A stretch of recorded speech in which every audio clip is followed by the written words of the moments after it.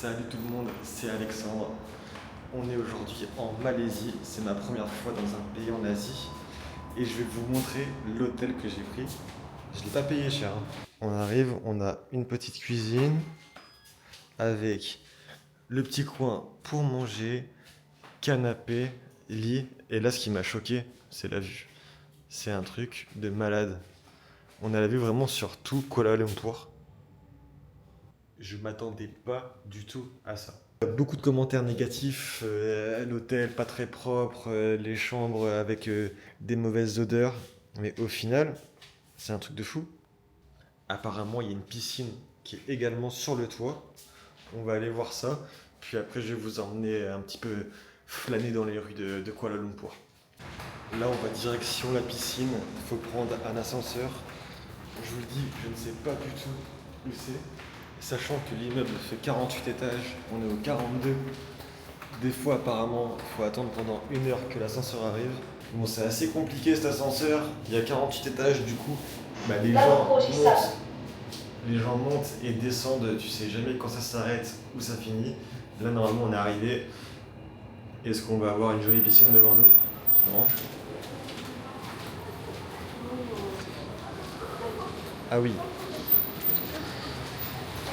Ah, c'est pas mal, il y a du monde.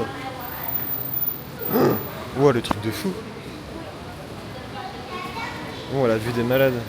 Je sais pas si j'ai le droit de filmer comme ça, mais c'est un truc de fou. Bon, c'est bon, je me suis infiltré dans la piscine avec la caméra. La vue est folle. C'est vraiment à débordement sur les immeubles. Du coup, je vais essayer de vous amener un peu plus. Ouah, par contre, elle est super froide.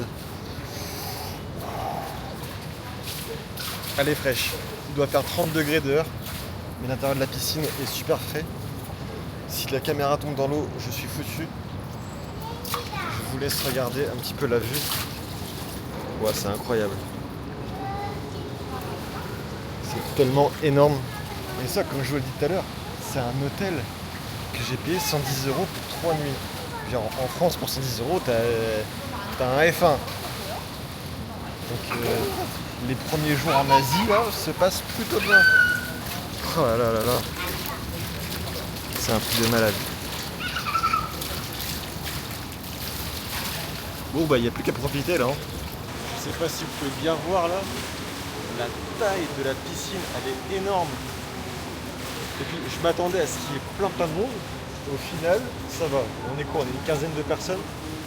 Mais vu la taille, le cadre, c'est magnifique. Et après avoir fait la petite baignade dans la piscine, et ben on est parti se promener dans un quartier qui s'appelle Chinatown.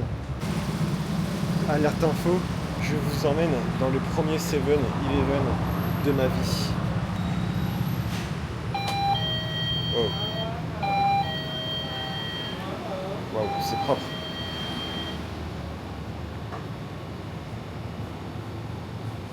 Wow. Il y a plein de trucs à manger. Des onigiri, des espèces de petits mochis, des saucisses à l'ail.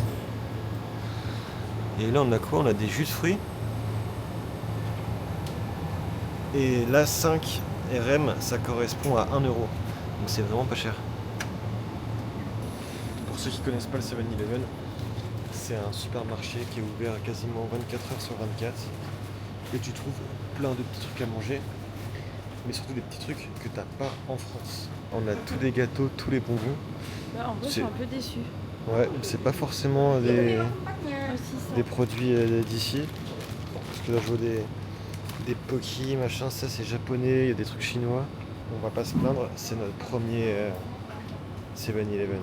Moi, je voudrais quand même aller voir les boissons. Ça a l'air pas mal. On a aussi une partie friture que tu peux manger. Là, c'est comme au KFC, là, les popcorn chicken. Avec des saucisses et tout, des brochettes. Franchement, c'est pas mal. Hein. Des baos. Dégustation de la boisson en direct. Et oui, c'est bruyant, c'est l'Asie.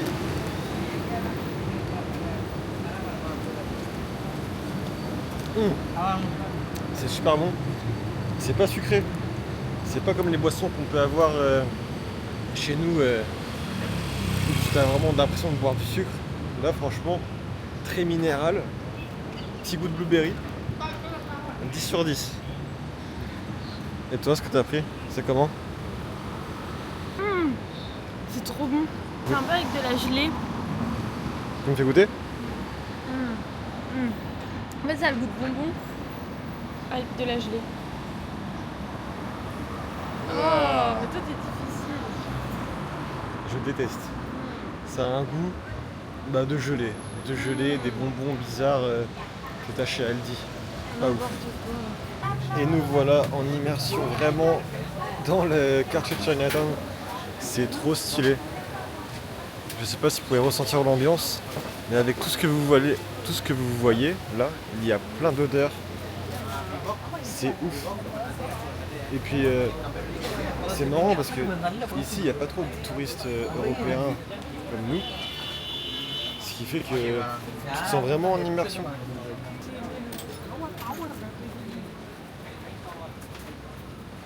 Bon, comme tu vois, c'est le paradis de la contrefaçon ici. T'as des t-shirts pour 29 RM, ça fait du 1, 2, 3, 4, ça fait du 6 euros. Ah ouais. Bon, après ce petit détour à Chinatown, avec tous ces petits boui-boui remplis d'arnaques, c'était sympa à voir, mais on n'allait pas s'y éterniser. On part direction Little India.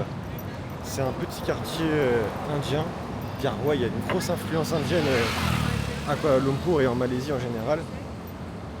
Et le resto a l'air super bien. Par contre, on a décidé de faire le chemin à pied. C'est compliqué. Faut pas avoir peur de mourir. Qu'est-ce que tu penses Non, on a dit pas d'interview. Non, mais j'avais juste demandé si tu penses quoi des traversées là. Oui, mais c'est une interview. Non. Bah si, tu me parlerais pas comme ça dans la vie de tous les jours. Ça, j'aime pas.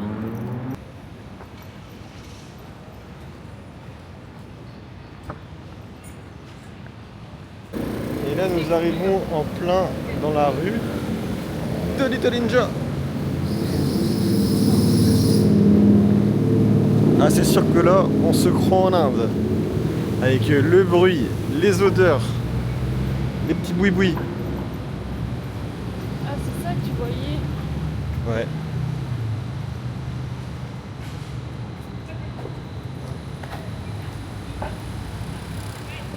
Commandé dans le restaurant indien, ça a l'air d'être le truc de fou. C'est un rajma masala et un tempur kadhi. Apparemment celui-ci est très spicy.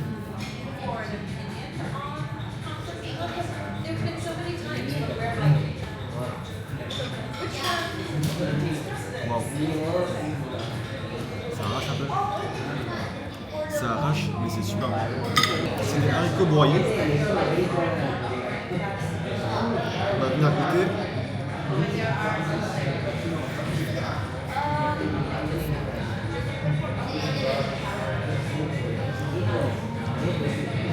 C'est super chaud. Complètement différent. Là c'est vraiment très pâteux.